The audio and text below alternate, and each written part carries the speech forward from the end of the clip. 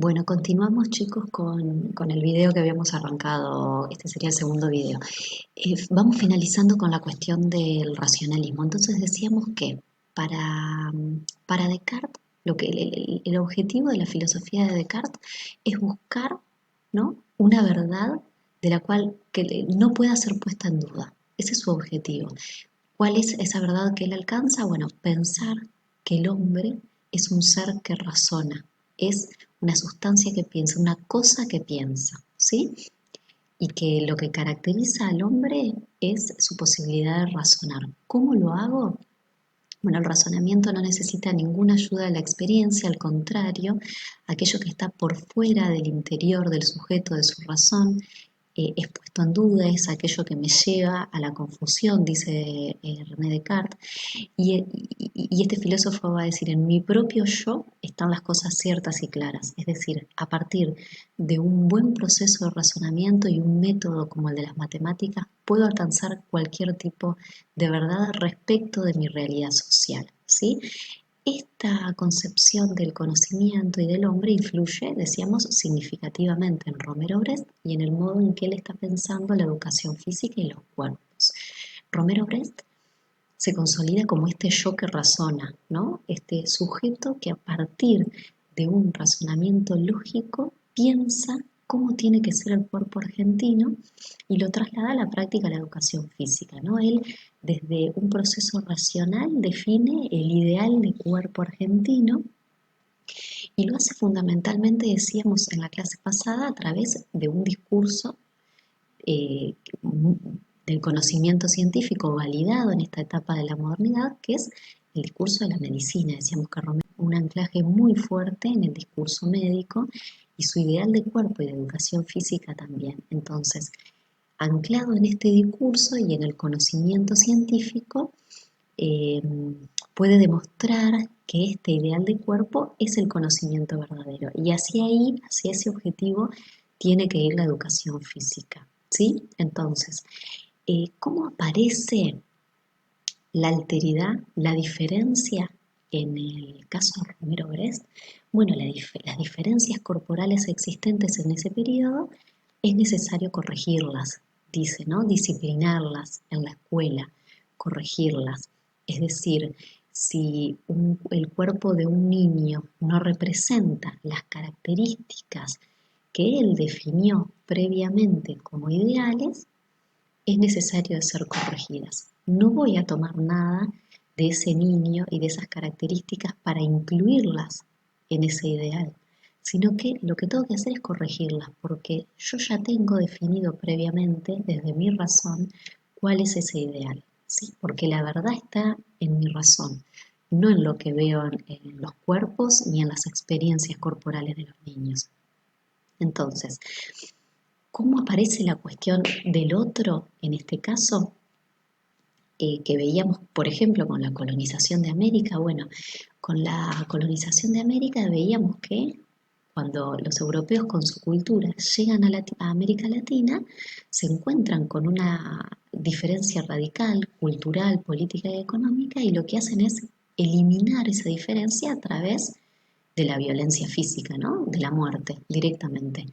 En este caso, en Romero Brest, el otro como diferencia, eh, aparece el otro como diferencia que es necesario corregir, ¿sí? Pero en este acto de corrección aparecen estas categorías de normal y anormal, es decir, hay cuerpos normales y cuerpos anormales, y en esta categorización de normal y anormal, aquel que no alcanza ese grado de normalidad, ¿qué pasa? Es excluido, ¿no?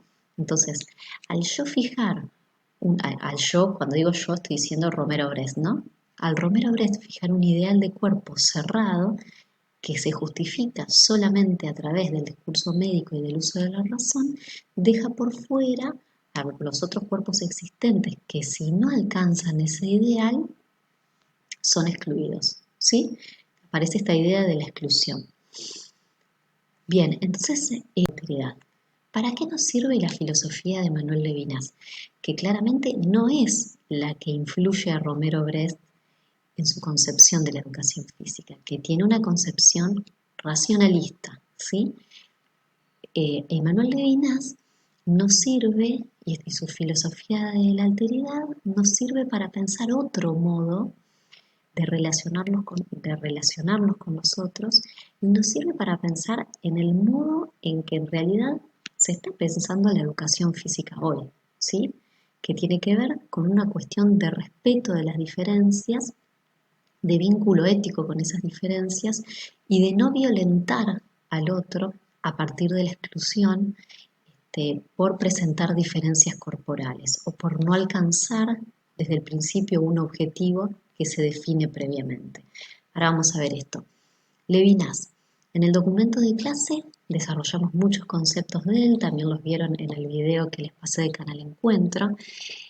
El objetivo de Levinas es cambiar de paradigma completamente. Yo y el sujeto no construye su subjetividad, no construye el hombre su yo a partir de su interior y de su razón, sino a partir desde lo otro.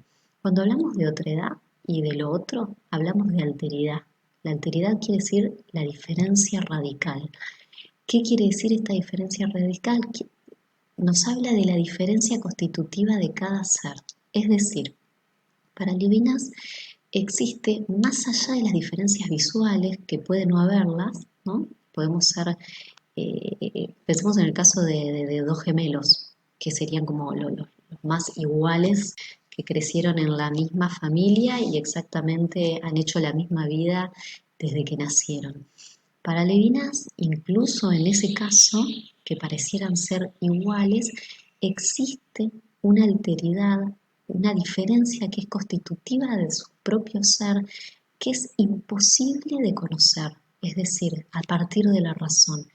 Porque en el momento en que uno de ellos intenta explicar la diferencia del otro, lo hace desde su propia visión. Y si lo hace desde su visión, reduce esa diferencia a una explicación que no es propia de la diferencia, sino del yo. Vamos al ejemplo de que dábamos en la clase escrita de la persona que es atea, la persona que es ultra religiosa.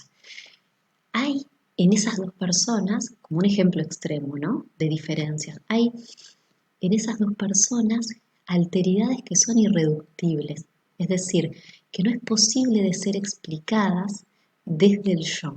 Es decir, el católico no puede explicar la concepción de la persona que es atea desde su visión de católico, porque lo hace desde su interpretación de católico. Nunca lo va a poder hacer desde esa visión de ateo que no tiene.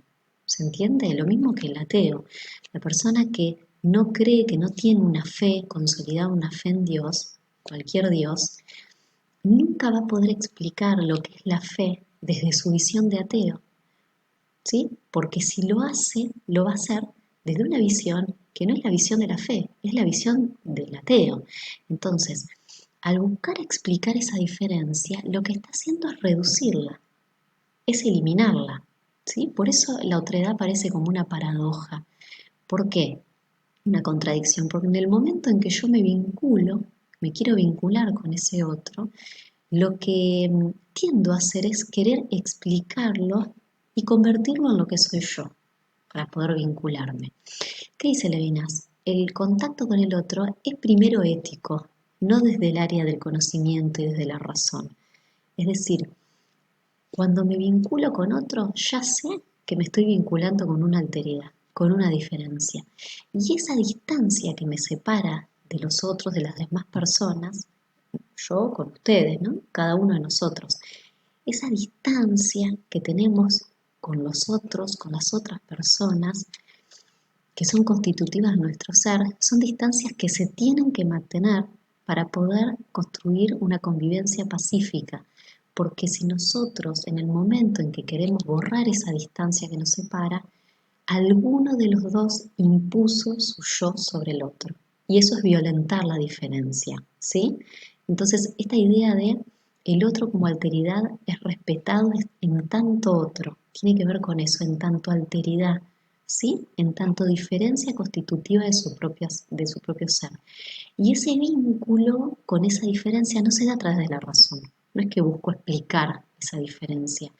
Es un vínculo ético, ¿sí? Yo me vinculo con el otro sabiendo que ese otro es diferente porque es otro ser humano, ¿sí? No importa las cosas que nos igualan. Hay diferencias constitutivas entre nosotros. En el momento en que yo quiero corregir esa diferencia y explicarla, genera una violencia, dice Levinas, ¿sí?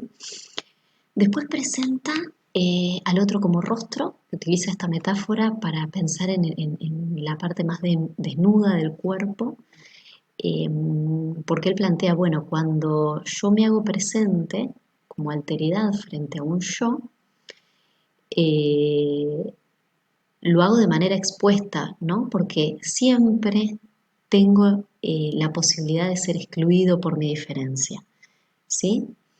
Entonces, en ese sentido, el otro siempre está expuesto, dice Levinas, y a su vez le solicita al yo que no lo violente. Él dice, no matarás, tiene que ver con esta idea de no excluir al otro por su diferencia, ¿no?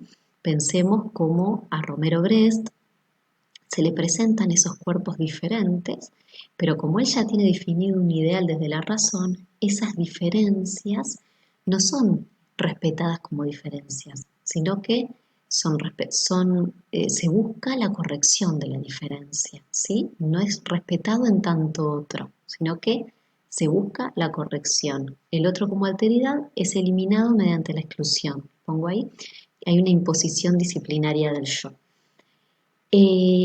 La violencia, el rechazo, la exclusión, según Levinas, provienen de la dificultad de admitir que el otro sobrepasa infinitamente mis poderes, ¿sí? Es decir, que esa diferencia que nos separa a todos nosotros, de todos nosotros, esas diferencias sobrepasan mi poder de, de razón, de razonar, de explicar esa diferencia, ¿sí?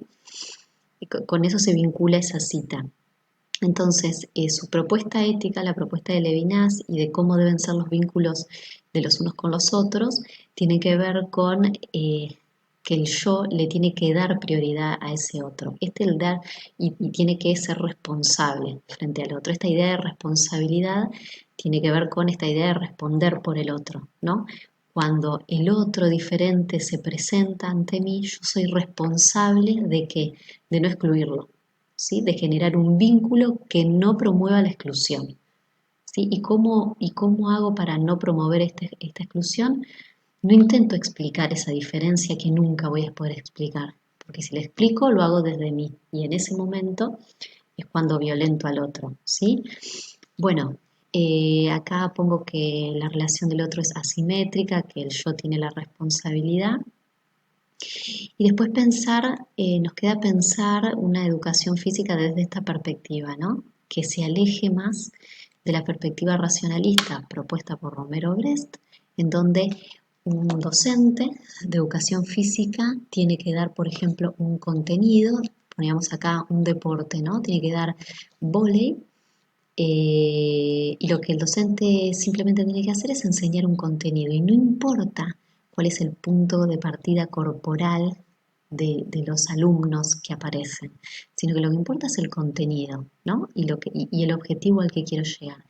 Y si hay la mitad del curso o hay muchos niños que no alcanzan a realizar 20 pases por minuto, quedan excluidos porque el cuerpo no se los permite. Eso es una visión racionalista, ¿no? Una imposición.